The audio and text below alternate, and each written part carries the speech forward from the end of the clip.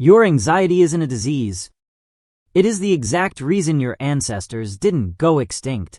Every time you overthink a simple text message, every time you lie awake at 3 a.m. playing out the absolute worst-case scenario of a meeting that hasn't even happened yet, you think you are broken. You think your mind is sick. It's not. It is working with terrifying perfection. Your brain is not trying to make you happy. It is actively looking for reasons to panic. You get an email from your boss at 4:55 p.m. on a Friday. 4 words. Need to see you. Instantly, your stomach drops into a void. Your heart hammers against your ribs. Cold sweat forms on your palms. You haven't even opened their office door yet, but your brain has already fired you, evicted you, and imagined you living under a bridge. We call this overthinking. We call it an anxiety disorder. We go to therapy to fix it. We convince ourselves that we are just too fragile, too broken to handle the pressures of the modern world. But we are looking at this completely wrong. Back in 1994, psychiatrist Randolph Ness and evolutionary biologist George Williams noticed a massive flaw in how we view human panic. They looked at our modern meltdowns and realized we aren't malfunctioning. We are just operating a wildly outdated security system inside a completely safe building. They called it the smoke detector principle. Think about the smoke alarm on your kitchen ceiling. It screams at you when your house is engulfed in flames, but it also screams at you with the exact same volume when you just accidentally burn a piece of toast. That alarm doesn't know the difference. And frankly, it doesn't care.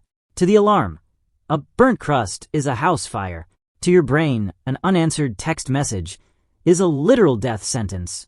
To understand why, we have to go back. Way back. The Pleistocene Savanna. 2 million years ago. You are standing in the tall, dry grass. Suddenly, 10 yards away, a bush rustles. You have exactly 2 choices. You can be an optimist. Tell yourself it's just the wind and relax. Or you can be a paranoid, neurotic pessimist. Assume it's a saber-toothed tiger, panic instantly, and run for your life. Let's look at the reality of that choice. If the optimist is right, he saves a few calories. If he is wrong, he is eaten alive. If the pessimist is right, he survives to see tomorrow. If he is wrong, he just looks a little foolish running away from the wind. Over hundreds of thousands of years of evolution, the optimists didn't make it. Their relaxed, happy-go-lucky genes were completely wiped out of the human gene pool. Back then, the death rate from violence and predators was 30%. You had a 1 in 3 chance of being murdered or eaten every time you left the cave. You are not the descendant of chill, relaxed people. You are the direct descendant of the most paranoid, hyper-vigilant pessimists to ever walk the earth. The ones who jumped at every single shadow. The ones who assumed every rustle was a monster. And now, you take that ancient, highly tuned survival machine and you put it in an air-conditioned cubicle. The threat of a predator tearing your throat out has dropped to exactly 0%. 0. But your biological alarm system, it didn't go anywhere. When your boss sends that cryptic email, your brain doesn't just feel a little stressed.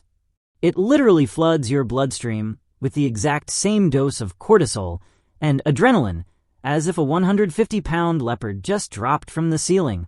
Your breathing shallows. Your blood pressure spikes. Your body is physically preparing to fight to the death, to deal with a spreadsheet. You are having a life or death biological response over an unread notification.